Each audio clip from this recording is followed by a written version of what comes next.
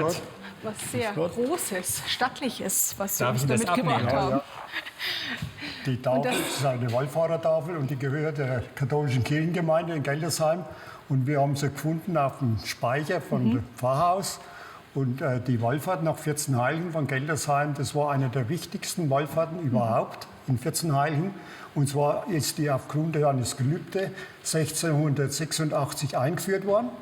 Und ist nach 100 Jahren, war es also praktisch 1786. Und nach Schriftliches gibt es viele Überlieferungen, aber nichts über diese Tafel. Also es kann nur möglich sein, dass entweder 1686, dass er angeschafft worden ist, oder 1786, weil 1803 ist die Wallfahrt abgesagt worden. Gut, dann schauen wir es uns mal ein bisschen genauer an. Genau. Ja. Wir haben eine Tragstange vor uns, so ist der Begriff, die zweiseitig ist, damit man sie von beiden Seiten sieht. Ja. Der, dem man entgegenkommt, kann einen Blick drauf werfen. Der hinterherläuft auch. Wie Sie Und schon wir haben gesagt schon haben. eine ganz wesentliche Wallfahrt Ja. erwähnt. Die 14 Heiligen, obwohl man ja hier 14 Figuren sieht, es sind 3 weibliche und 11 männliche, aber die nur in betender Stellung zu sehen sind. Es fehlen ja jegliche Attribute.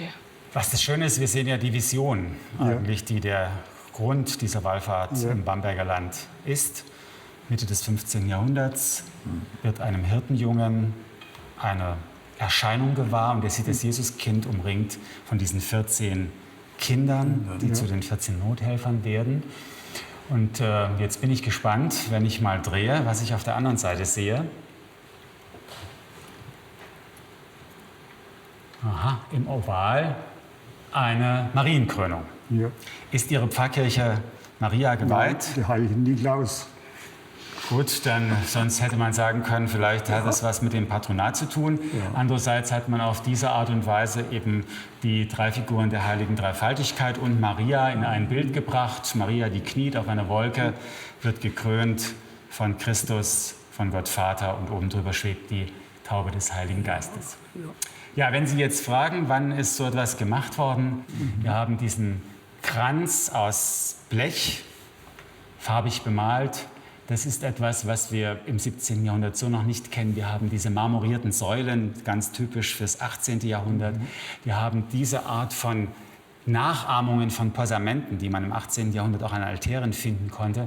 Also hier kommen wir eher in das späte 18. Jahrhundert. Und da kann es durchaus sein, dass das mit diesem Datum, das Sie genannt haben, 1786, etwas zu tun hat. Also in den Niederschriften steht immer, dass bei der Wallfahrt der Franziskanerbader voraus und dann ist die Tafel gefolgt oder eine Standarte. Ja, Bei uns war es wahrscheinlich die dieser Tafel. genau. Und ich sehe es jetzt hier von unten leider nicht so gut vielleicht da, aber ich glaube, dass das farblich schon einmal ein bisschen übergangen worden ist. Also das ist nicht mehr der ganz ursprüngliche Zustand. Ja, es ist mal restauriert worden, Ja, weil das es war ja war ganz in schlechter schlechter Zustand. Zustand, das Ganze. Ne? Ja. Wird die jetzt eigentlich noch benutzt? Ist die noch im Nein, Gebrauch? Nicht nein, mehr. das ist so wertvoll. Das wird also, Eigentlich sollte das ja doch Ja, aber gerade das- als Prunkstück dann noch hergenommen werden. es ist so bei der Wallfahrt, da geht es ja auch nicht immer so zu, dass man könnte man umfallen und so, das wäre ewig schade. Ja. Also es sind natürlich Gebrauchsgüter, die sind auch sicher regional hergestellt worden. Das war jetzt kein überragender Schnitzer, darauf kam es auch gar nicht an, sondern das hat jemand gemacht, der landläufig gut schnitzen konnte, durchschnittlich gut, Ende des 18. Jahrhunderts.